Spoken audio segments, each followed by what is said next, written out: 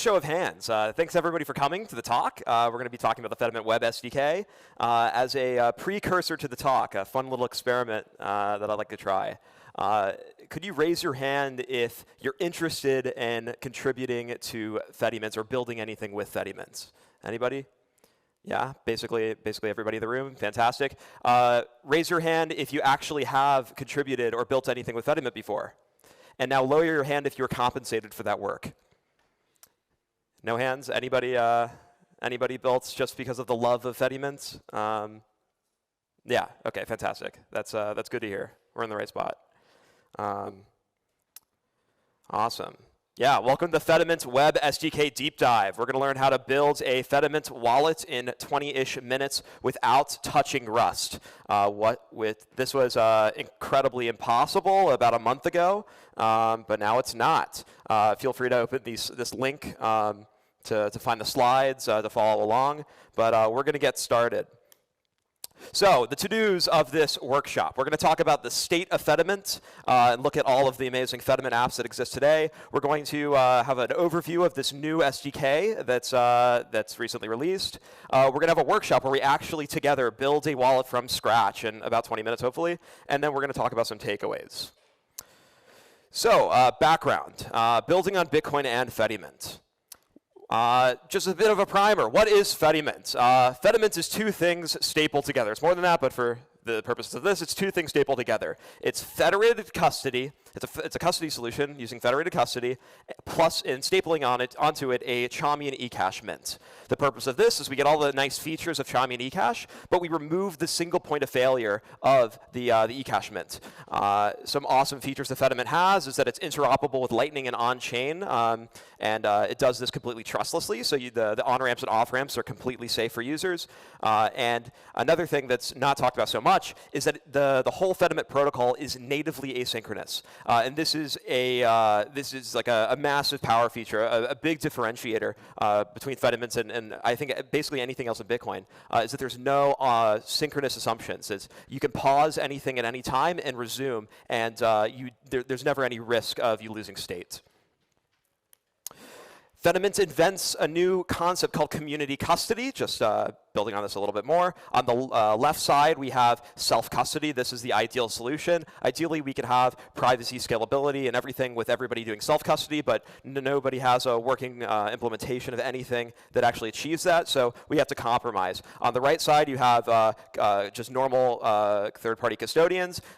These are amazing for some reasons, but terrible for others. It's amazing because of its scalability and the amount of on-chain footprint, but obviously you lose control and privacy, and there's trust assumptions. So Fedimint exists in the middle. It has trust assumptions. Yes, the guardians can steal from you, but if you just trust a quorum of the guardians, if you assume that, if you trust all of them and you think that, okay, there's no way in the universe that more than, let's say, 2 of 7 are going to flip, then your money is safe. So it builds in some extra trust assumptions, and yeah, we call that community custody. So Fedimint's pretty cool.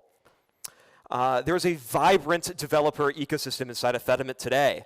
We've got a lot of libraries. We've got the Fedimint client, which is the official Rust client. It's pretty awesome. It requires modules, but it has some default modules. This works very, very well. We also have the Fedimint HTTP client, which is a wrapper around the Fedimint client, which exposes a REST endpoints for the Rust library. And then we also have some other language bindings for that HTTP client. So you can write any language that you want.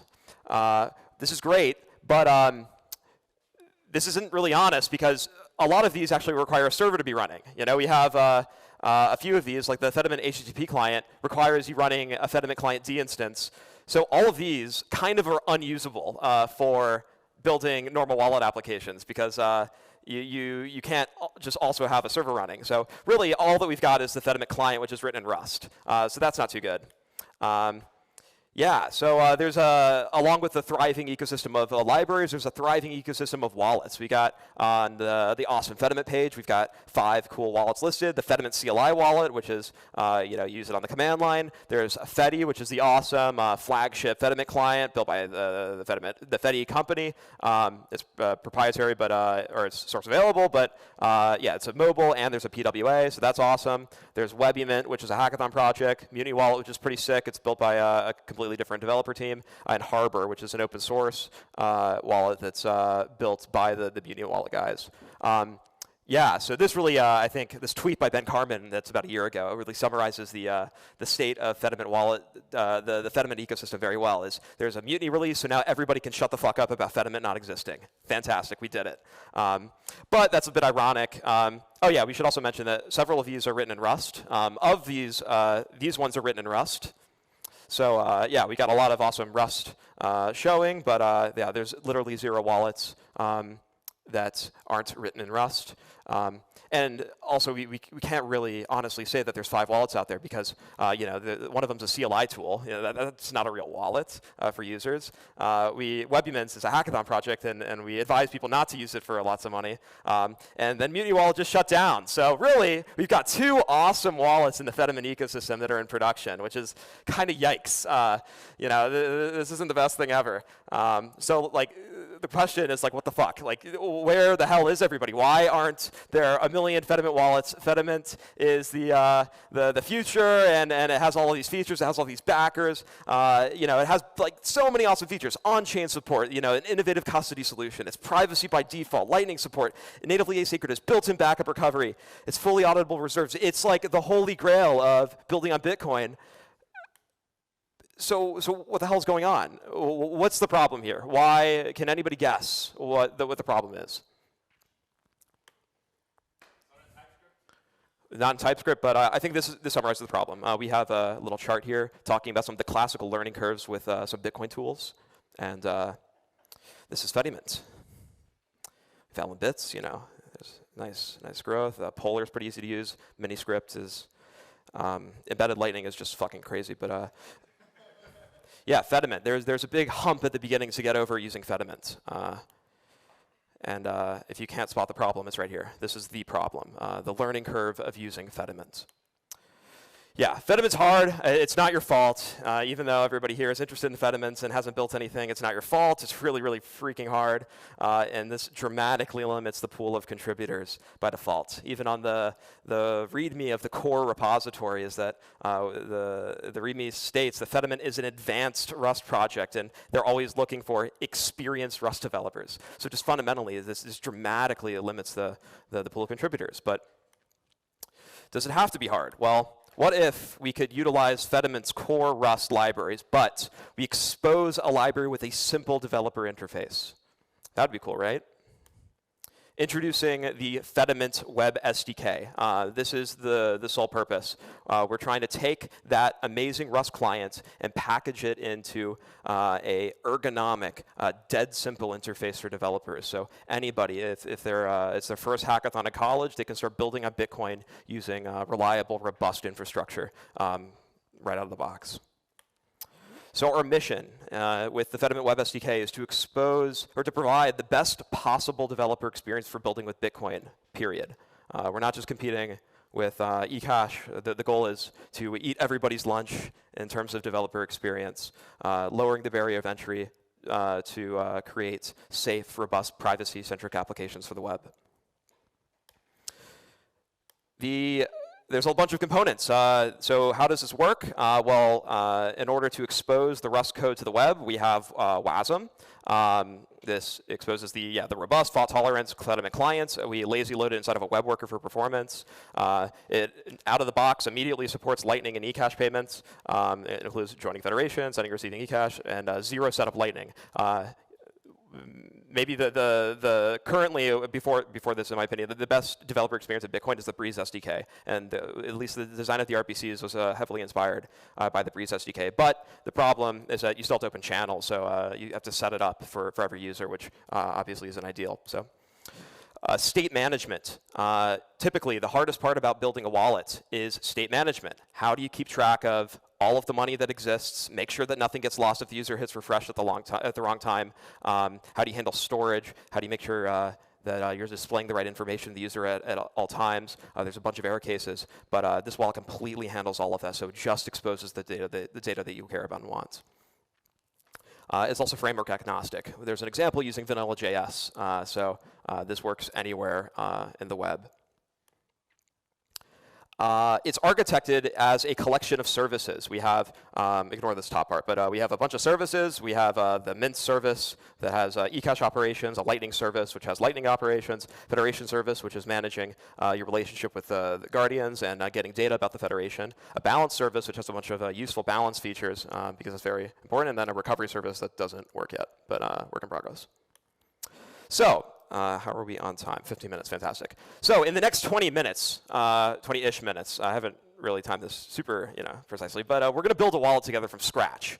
We're going to create a UI with AI tools, and we're going to add the Fedimint Web SDK, and we're going to actually hook it up and make it work. So we're going to bump the number of working Fedimint wallets in the world by like 20%, or depending on how many people follow along, maybe like triple the number of working Fedimint wallets in the world. So let's do it.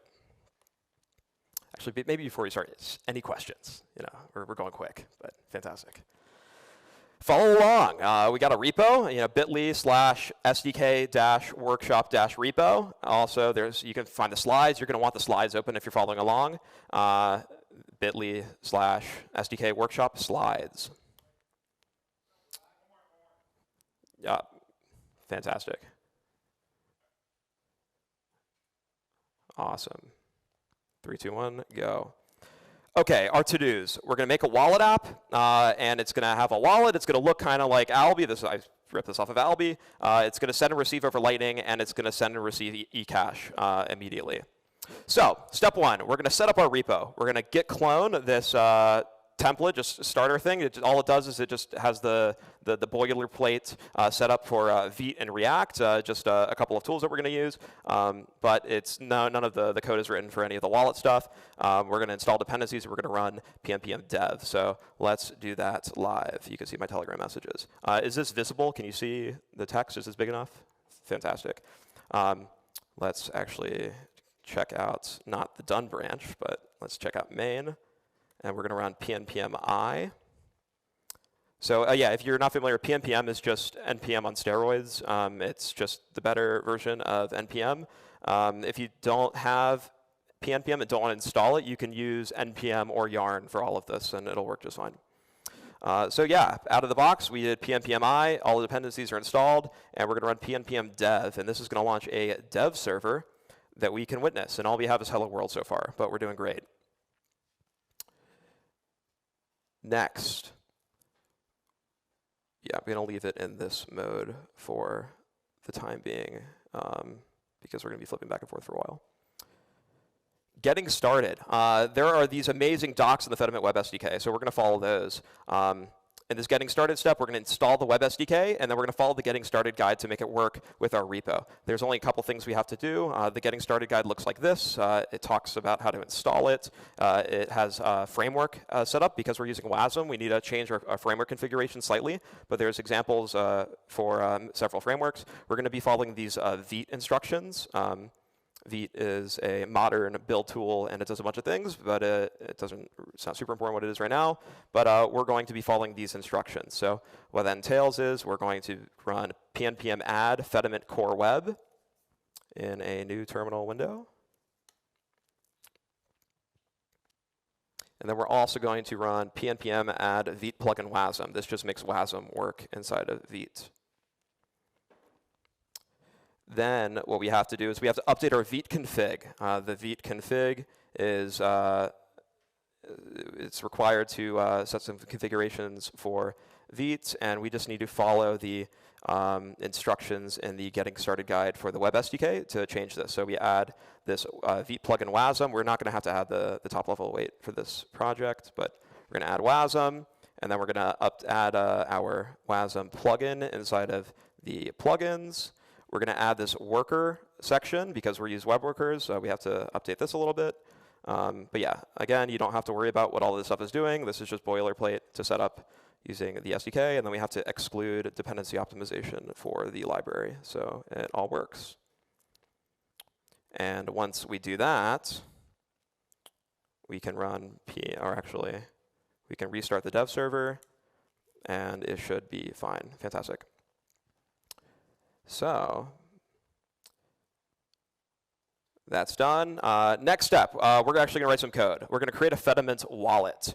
So we're going to create a new file inside of source called wallet.ts. And inside of wallet.ts, we're going to copy this code I left in the comments of the slides. All this does, you can probably follow along. You can intuit what's going on. We import Fedimint wallet from the core web library. We're going to instantiate the wallet by calling the constructor. This is just something to make debugging easier. Obviously, this should not happen in production. We're going to attach wallet to the global this, so we can we can type like wallet. We can call functions on the wallet in the browser console. Then we're also going to set the log level so we can see what's going on under the hood, and then we're finally going to export this wallet. This is called a singleton pattern, if anybody is interested. Fantastic. We actually can't do that quite yet. It actually makes sense to do this real quick. So inside of the app, now that we have our wallet, we're going to import our wallet from our .wallet class, and then just inside of this application code, this is bad code, but this is just to make sure that it's actually spinning up properly. We're going to call the wallet. And if we did this properly, when we open this and inspect elements, we should see, boom, the worker works. Fantastic. So we have a wallet object that we can talk to. We can check to see if the wallet's open, and it's not open. Fantastic. We haven't written the open code yet, so it's already working. We can also see if we have time. We do, I think so. We can see under the hood what's actually going on. What is going on is that we have a web worker inside of our browser that's using some files, and inside of this web worker, we are calling the Fedimint web worker, which imports our WASM module. So this imports a WASM bundle and spins it up inside of a web worker. So we have the full Rust client inside of the browser already. Moving right along. Next, we're going to create all of the UI for our wallet using AI tools. So if you haven't heard of Vercel v0, this is rocking the front-end world. It basically replaces all component work. Like, we're never going to have to adjust CSS for our components ever again. So I have this one prompt that's, I want to create a UI for a basic wallet app. It should use React and Vite. It should have a balance, a send button, which opens a simple form with one field called invoice, and a receive button, which opens a simple form with one field called amount. So we're going to try doing this live. We're going to see if Vercel is going to do this properly. I tried it like 3 times, and it worked all 3 times, so it should work. So we can see it writing some component code for us. That's good. This looks good. Oh, it has mock handlers. That's pretty cool. Preview is loading. And boom, we have our UI already built. So we have a send button. It pops up this screen. We can send money. That should be invoice amount. OK, we're going to have to adjust this a little bit. This should be a string, so we can paste a Lightning invoice. Receive, this should be a number. And then that does nothing right now. OK, it's mocked. But that's awesome. So we have all of our wallet code. How are we going to get this into our repo? Well, using this tool, using shadcn, we can click Add to Codebase, and then it'll give us a command to copy. And we're going to go back to our library, and we're going to run this. And it has API keys already built in. So when we run this, it's going to pull that component from the cloud, stick it in our repo, and then we can just start using it immediately. So fantastic. It's created some files. We have components. We have this wallet app component. And then inside of our app, we can call import. We actually have to do the module aliasing. That's one thing. So yeah, you have to do @/component/wallet app. And then we can, instead of returning hello world, or maybe we can still do that, we're going to also stick in our wallet app. We're going to hit save, and then if we go back to our sample app, whoops. Let's see. Oh, there's no named export. This has to be a default export. Right? Is this exporting? Export function, wallet app components. Excuse me.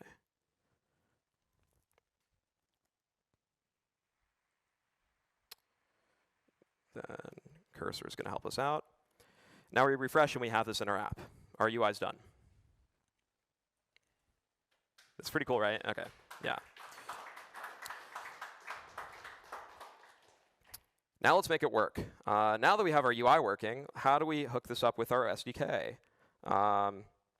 So first thing we have to do is open the wallet. In order to do that, we're just going to copy this code and stick it in our app TSX. Actually, specifically, we're actually going to throw it in the app component. So we have this wallet component. It doesn't matter all the complexity. It just runs that UI. But we're going to stick in this code. One thing that we have to do is we're going to pass in our wallet object. That's not available yet. And this is going to come from our wallet, Fedimint wallet. We can import this from the library. We're also going to import the use effect. Thank you, cursor.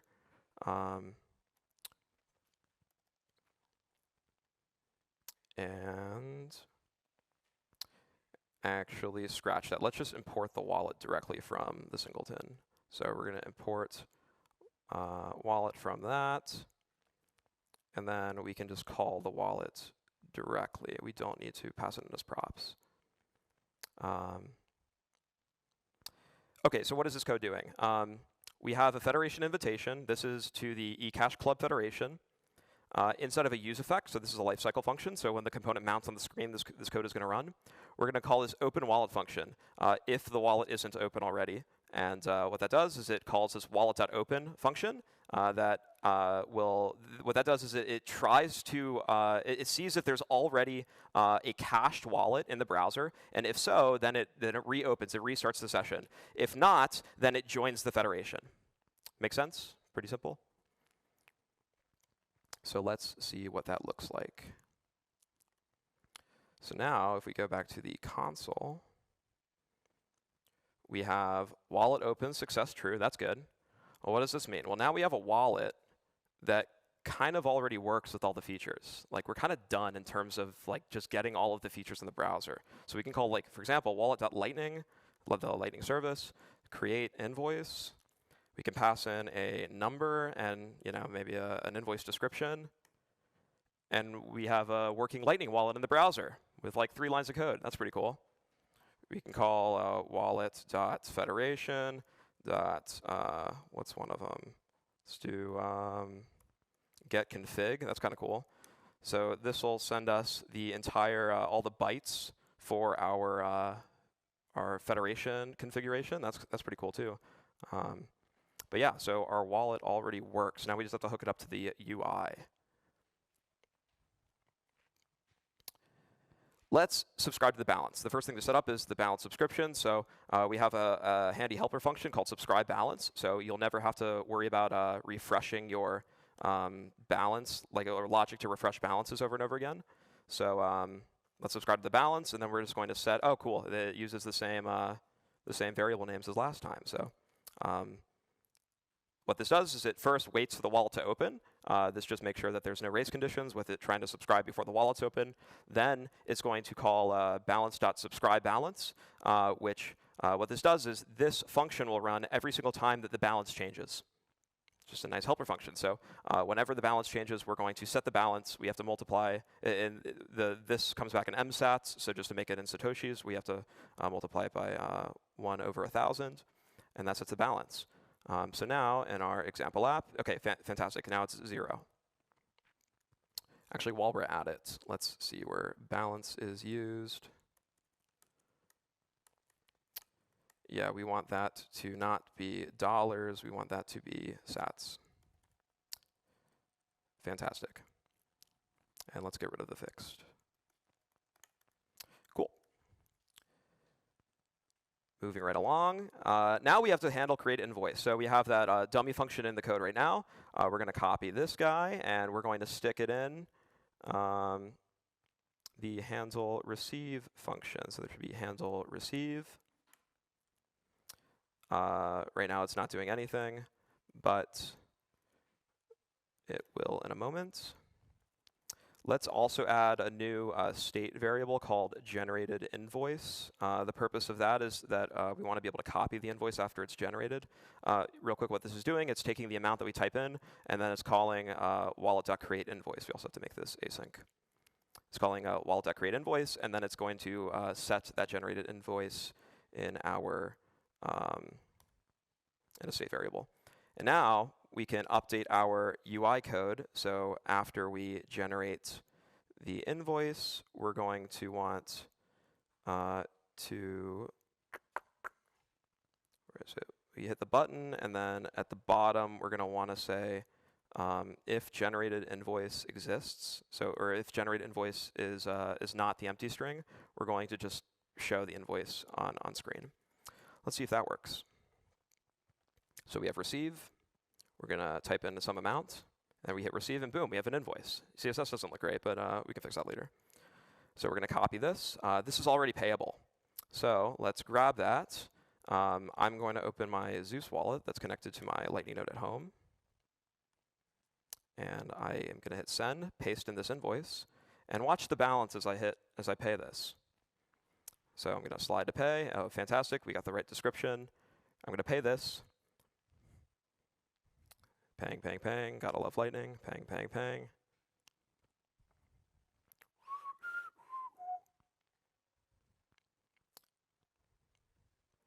Let's pray.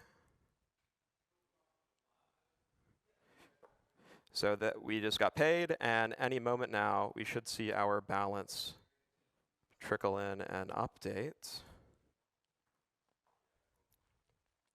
Hey, we got our stats.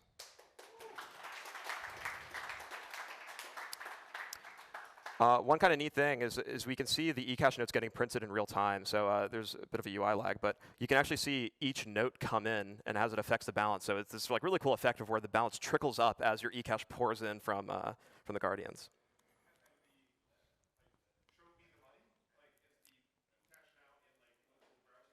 Yeah, so we're using IndexedDB, so you can check out the application tab and then IndexedDB, and we'll see this FM default database. And this is just a bunch of bytes. This looks a lot like the database that's inside of the just Fedimint normally. None of it's human readable, but it's just it's just a blob of data, and the WASM interacts with it. Yep.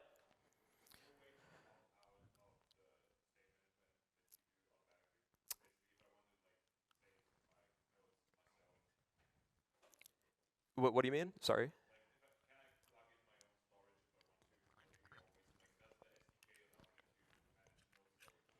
Yeah, so right now the WASM bundle handles the storage completely, but we're thinking about ways that we could modularize this and swap in different WASM bundles using the same JavaScript. So right now, no, but absolutely the architecture allows for it in the future.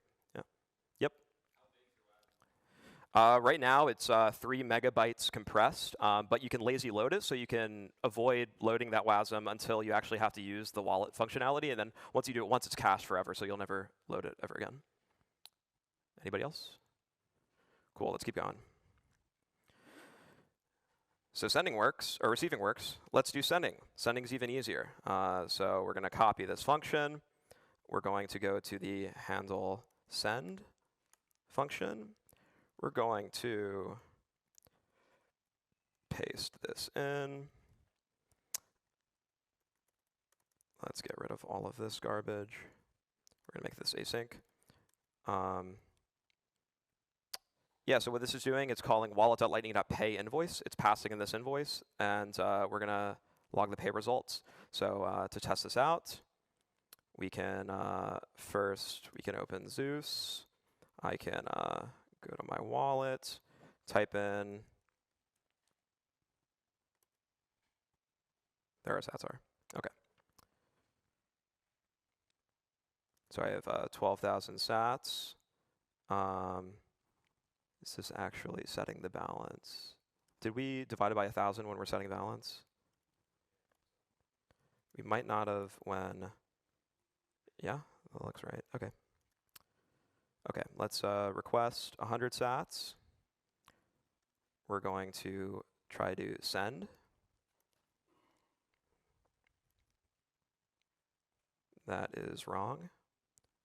Copy invoice. What is going on, Zeus? Oh, this is a number. Okay, now I remember. This input, we need to change it from a number type to a string, normal string, so we can type in, paste in strings and not just the number. So we hit send, and now, come on.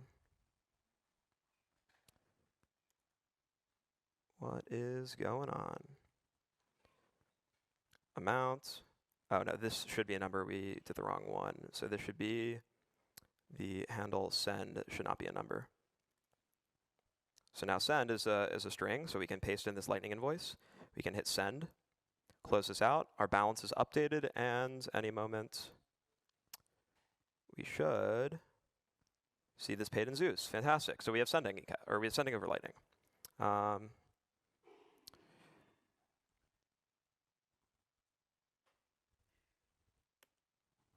We're done. We just built a Fedimint wallet.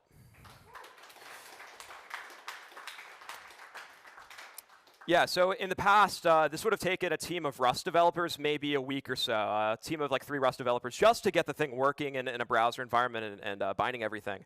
Yeah, we take all of that work that the hardcore open source team has done, bundled it into a TypeScript interface that's accessible by every developer in this room. So now everybody can use the work finally and start being creative. So yeah, this increases the total number of Fedimint supported wallets to about 5. Fantastic. Was anybody able to actually follow along with this? No, I thought that was a dubious proposition. There's a branch on the repo called done. If you just want to skip to the end, yeah, just check out done, and then yeah, you'll be there. The result. This might be a bit of an overstatement. I don't think it is. I think this is the easiest way to make a Bitcoin wallet. I think it's the single easiest way to make a Bitcoin wallet in the web is with Fedimint. It's kind of nuts, given that a month ago is one of the hardest. And an amazing property of that is, well, if it's the easiest way to make a Bitcoin wallet, the privacy comes by default. Like if the dumbest or the lowest level of developers just uses this because of its ease of use, then we're gonna have a lot more people building privacy-centric applications, which everybody can agree is a good thing. And yeah, with 10-ish lines of code, your wallet just kind of works. Yeah, next steps for you guys. Next step is to build something with this at the hackathon. Now that you know that it's incredibly easy, any developer can build a wallet. Yeah, please experiment this with the library. It's new. We got a sick docs website that I'm super pumped about. There's a few example applications, but any usage and feedback on this would be much appreciated. If you find errors in the docs or there's missing docs pages, you can contribute to the docs straight on the SDK or straight on the docs page. So that would be much appreciated as well. If you are a JavaScript library maintainer or developer, we need your help. Yeah, we built this pretty quickly. We'd love to have more eyes on this. Thank you in advance for all of your help. React Native support. This is everybody that I've talked to about this says that this is the biggest thing. We're working on it right now. We were trying to get it hacked together last night to get it finished, but we're not quite there yet. This is coming soon, so then you'll be able to use this in a React Native environment. Technically, to make that work, what we have to do is point the JavaScript rather to WASM. We have to point it to like a C binary that's like inside of a React Native module. So it's a bit of a pain, but we'll get there. We're going to add a React hooks library for ease of use functions, just wrapping some of these like use effects that we did to make it much easier. So you can just call use balance instead of like having to figure out the subscription endpoints by yourself. We're going to add a backup recovery service. Yeah, that's not done yet. So yeah, more to come, but it's definitely in a working state.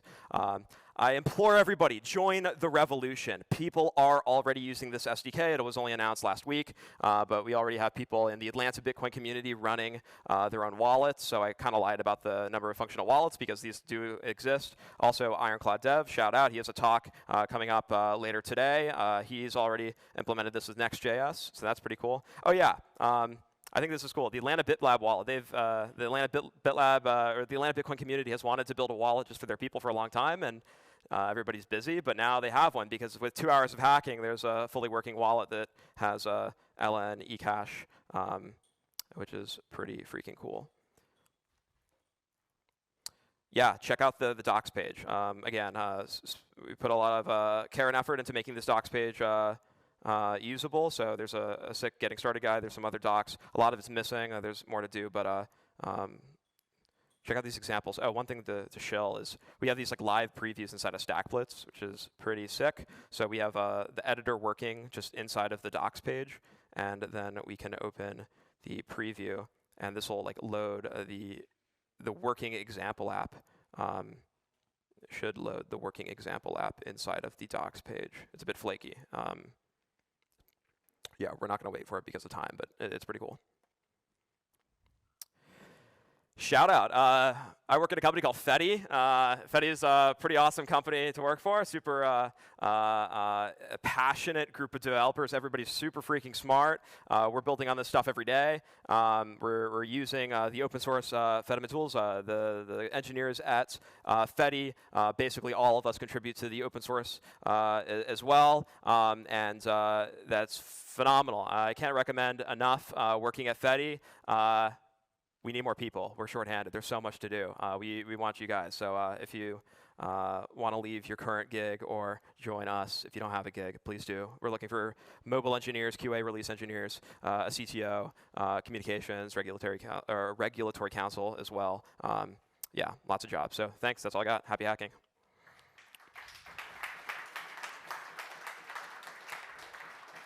Yeah. Yep. Yeah, that's the Mint service. Great point. We didn't show that off, did we? So let's show that off briefly. So in our sample app with the working wallet, we can do wallet.mint. What is it? Spend notes. And then this is a bit verbose, but we have to pass in the amount of notes. Then a duration object. This is all typed. So if you're doing this in the editor, this will tell you what to do, but you have to pass in an expiry time, which basically automatically redeems the ecash to yourself if nobody, or it attempts to reissue the ecash to yourself after the specified duration. So that just makes sure that we don't have lost ecash just floating out there in the ether. But yeah, so this will mint ecash notes. This works. So I could send you, the first thing is the operation ID, but the second thing is ecash notes. So I could text this to you, and you could redeem it in your web wallet if you'd like. Anybody else? Cool. Thanks so much.